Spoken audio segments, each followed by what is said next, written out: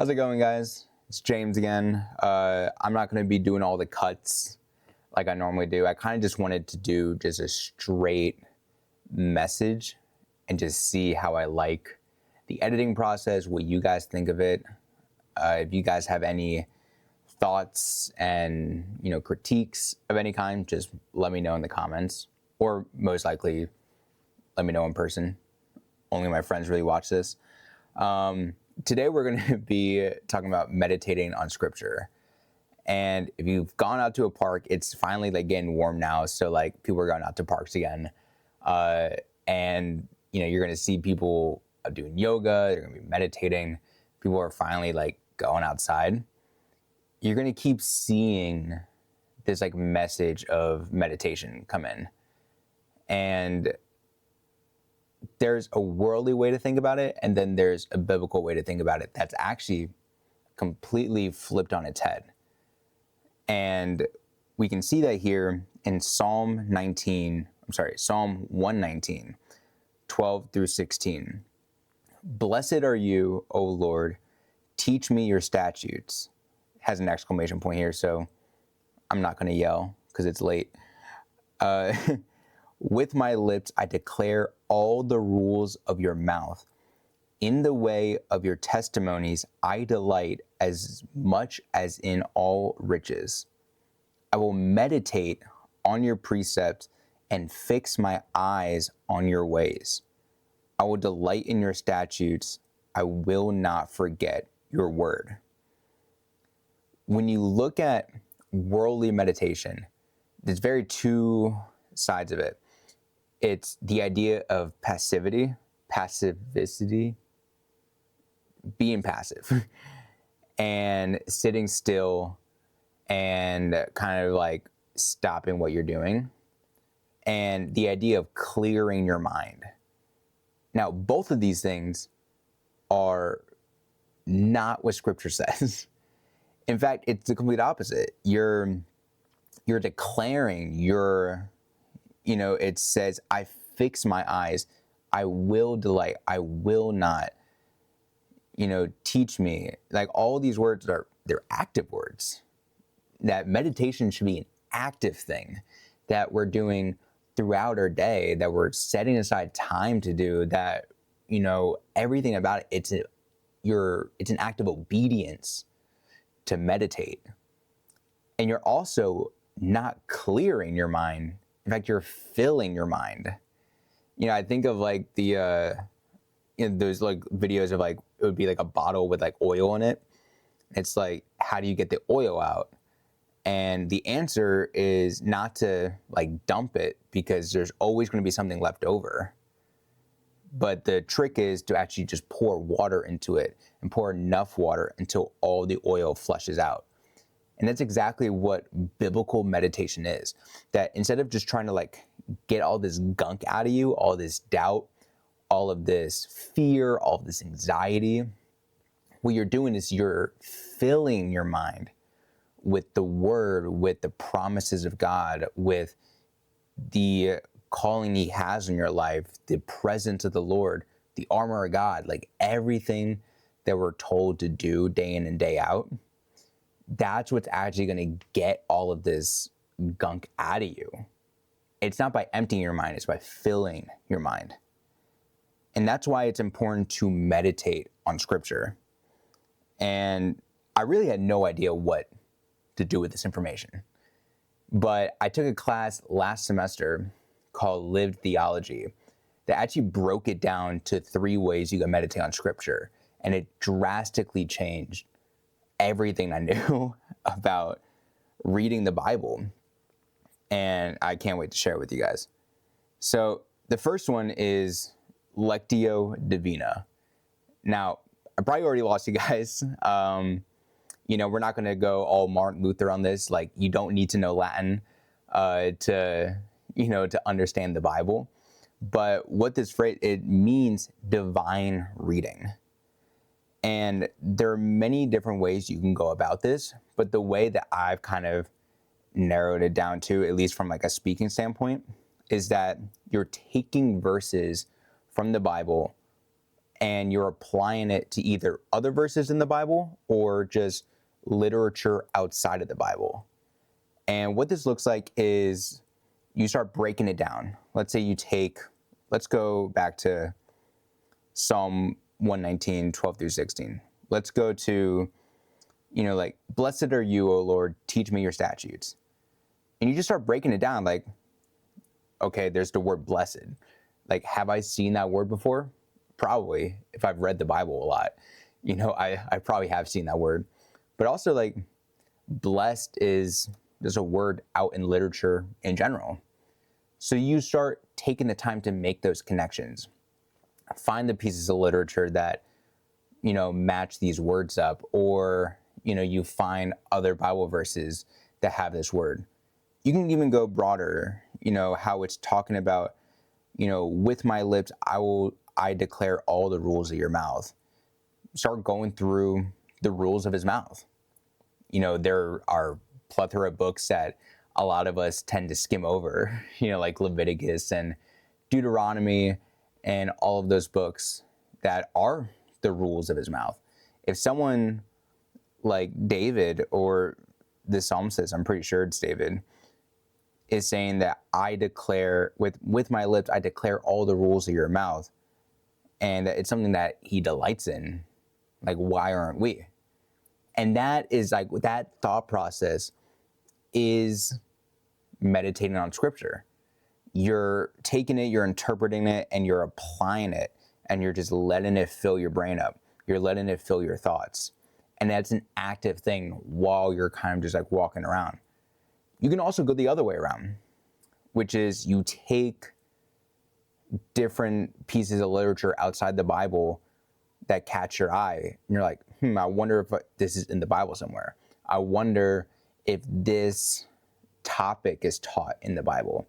Let's say, like, you're reading your favorite, like, nonfiction book or like biography, and they start talking about like wartime, or they start talking about themes of doubt, themes of anger. And it's like, well, that's everywhere in scripture. Let's just start quoting Bible verses to match up what I'm reading in this other book. And that way to connect the Bible to what you're reading every day, to what you're living out every day, that's how you meditate. It's active, and it's filling your mind with scripture. There's the next version, which is Audio Divina, and that's divine hearing. So instead of going to literature, you're going straight to music, or you're going straight to, I guess, sounds in general. You might be like someone who can really pick up on like the individual sounds in, like, let's say like a crowded subway. And, I'm not really like that. I've got like monotone hearing. So I can't really like distinguish stuff like that. But, specifically with music, like, I used to produce music. So that's something, that's a culture, that's a tool, a vessel that I engage in often. And it's not just worship music, it's secular music as well. So everything that you hear in a lyric, or that you hear just like as a theme in a song, try tying it back to scripture, or go the other way around. Find a verse that you really like and try to find the emotion in it, or even just go word for word and just find it in music that you already listen to, or even like discover new music that way, just as a way to engage with the world you're already in, and to start to correlate the different emotions in songs with the emotions that are felt in the authors of the Bible. A lot of times what I've found, like especially in this case, that at least the secular music I would listen to, I was like a big breakup song guy. Like, that was just, I just like to sit in my bed and just cry for no reason. And what I realized is, like, all these songs are talking about problems. And I started meditating on scripture, and the Bible was the place with the solution. So you got an artist who's talking about, like, I'm sad, like, I'm going through this. And then the Bible is like, Okay, here's what to do with sadness. Here's what to do with this. So you're kind of actually not only making connections, but you're filling gaps that the world isn't really giving you. It's giving you all the problems. It's giving you how we got here. But the Bible is really the next step of like, okay, what do we do now? What's the next step? How do you get closer to God? Man, it's so good. The last one is Visio Divina, which is divine seeing. And this can be taken in a couple different ways. Really, I have like three. One is like looking at art, like going to a museum, seeing like a post on social media and tying it back to scripture, or, the other way around, finding a verse you liked and finding something that helped aid in that, like in the visual of that verse. You can also go and create art, whether you want to, like, you're reading the Sermon on the Mount, and as you're reading it, you're sketching what the crowd looked like, whether it was, to thousands, or it was how like the Bible Project depicted it to like 7 people on a hillside. That way of illustrating scripture will not only help you memorize it because you're spending some time with it, but it's helping you capture motifs. It's helping you capture story arcs and phases and just storylines and everything that go into scripture, because it's something you could look at. It's no longer just words on a page anymore. Now you have imagery to go with it. And for me, like, I'm a very visual person. This is a method that I use the most, because not only am I a visual person, I am a chronic daydreamer. Like, I'm almost certain I have what's called like maladaptive daydreaming, but like that was like a WebMD moment. Like, I really don't know. A doctor has not told me that, but like there are times I'm like talking to somebody, and mid convo, my mind just starts going elsewhere and just starts thinking about something else, or they said a word that like triggered a thought in my head, and then I start like heading to the back of my mind, and just like not really present anymore. I got to work on it. I'm becoming better every day. I'm a flawed human being. But with that, you're interpreting scripture through a visual lens, through a lens that, something that you could just like keep in your head. Doesn't have to be like physical art that is like already produced. Like, you can just think about it and like mull it over and really like chew on it.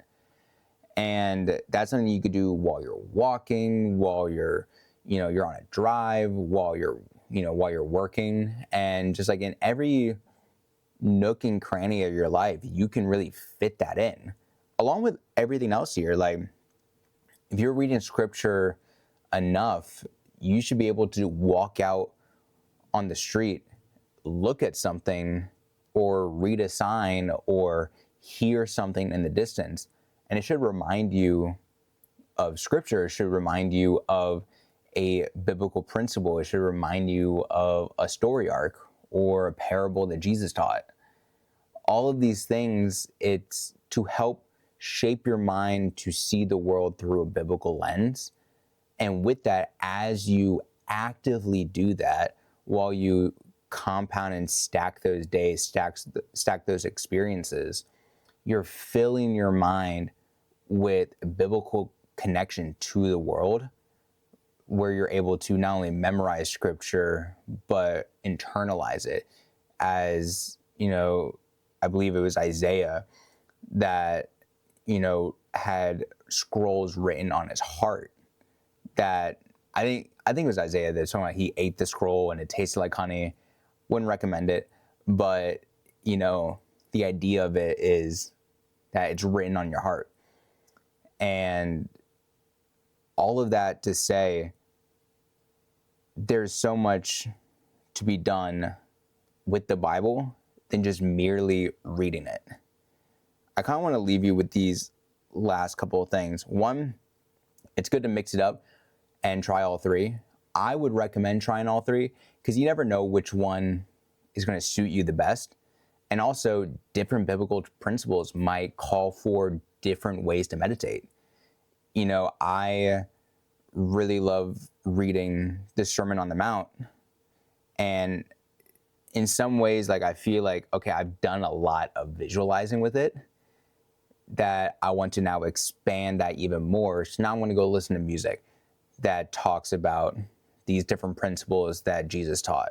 Or I will go find literature where people are saying like, oh, like, you know, this is human nature. This is how we should act as people. And it's like, oh, well, Jesus said that first. So that's cool. That's where a lot of our current like speakers and authors, they don't really know that they're drawing from something Jesus said 2,000 years ago on a hillside to like possibly 7 people. You know, so all of these different things, it's good to mix it up, and it's a vital tool to understand scripture more. So it's not just words on a page. Secondly, don't worry about how long this is going to take. There's some times where I like set aside time and I'm like, okay, for 15 minutes, I'm just going to think about this because I haven't had a chance to think about it yet.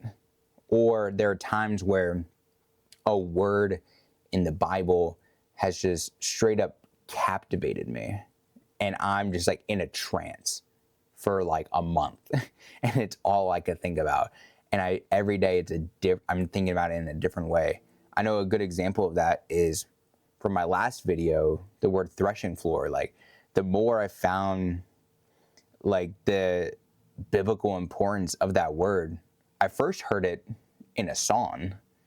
I think I explained it in the video, like I first heard it in a song and I'm like, man, this song just made me cry. I wish I knew what a threshing floor was. I would probably cry even more if I actually understood the song. And then I looked it up, and then, so it's pretty much I went through all 3. With that one, I started with Audio Divina. I'm listening to a worship song, and I tied it back to a scripture or to a biblical word. And then I went to Lectio Divina because I scoured the Bible for other times they talk about threshing floors. I'm like, if they made a worship song, like there's definitely like an important word. And then it turns out it's very important. It's in a lot of major biblical events are revolved around threshing floors.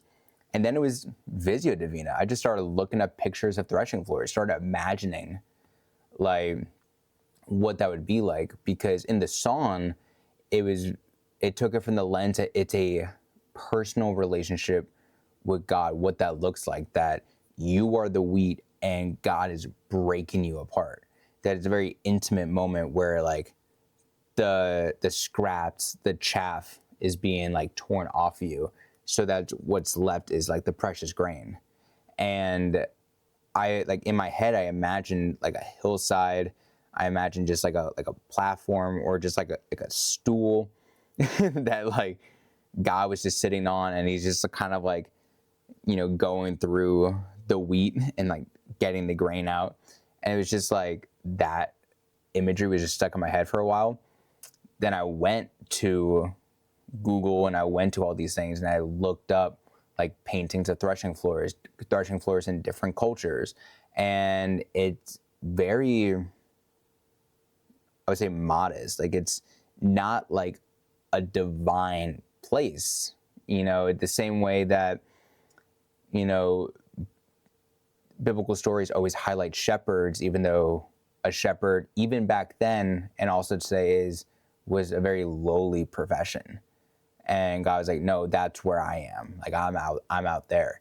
Same way he's saying, like, you know, a threshing floor, it's like you got 2 horses just like dragging this wooden thing across the floor to break apart wheat.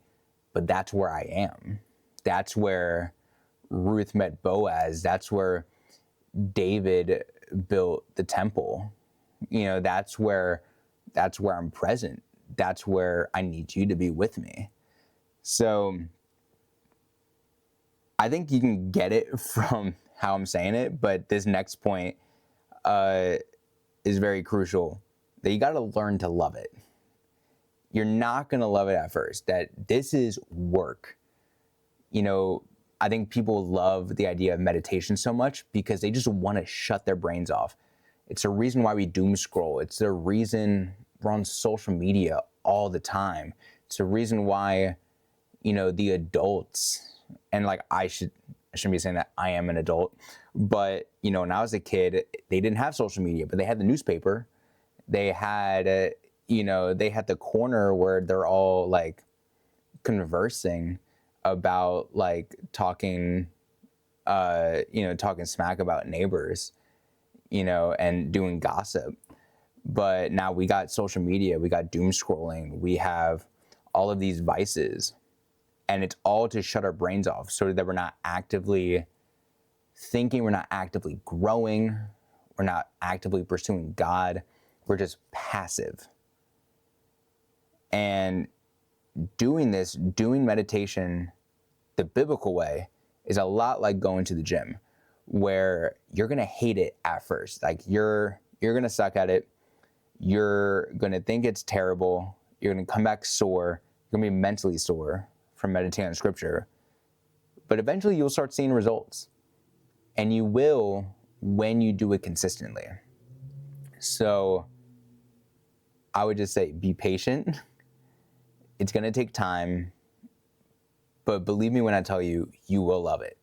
I cannot wait to meditate on scripture or I'll find something in a museum that I really like, or I'm reading a book and I'm like, that's a bar.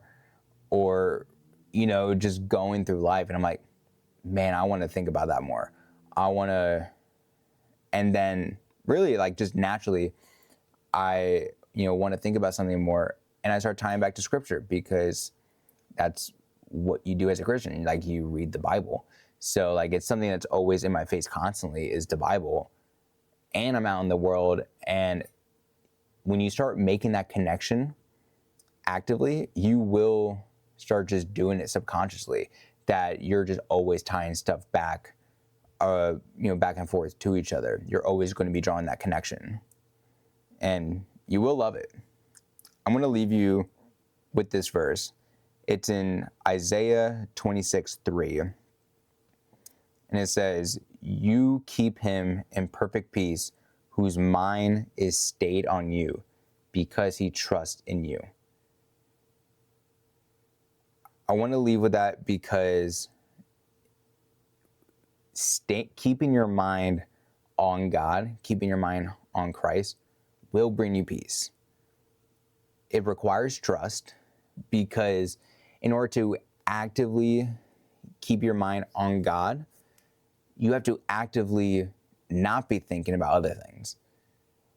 You know, there's a scientist recently that, I wouldn't even say recently, because this kind of happened a year or two ago, but it was a study that kind of like went viral on like social media about how your brain like physically can't process gratitude and doubt at the same time, or it's like gratitude and anxiety at the same time. So like choosing to actively be gracious and think about gratitude requires you to actively dump and forget about anxiety.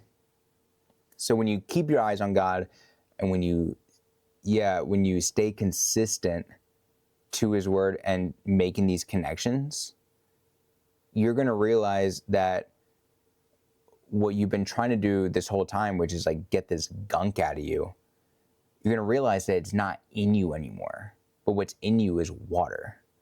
And not just an earthly water, but a living water. One that gives you peace, one that gives you grace, one that gives you mercy, and one that guarantees everlasting life. Kind of have a tag here, but just go meditate.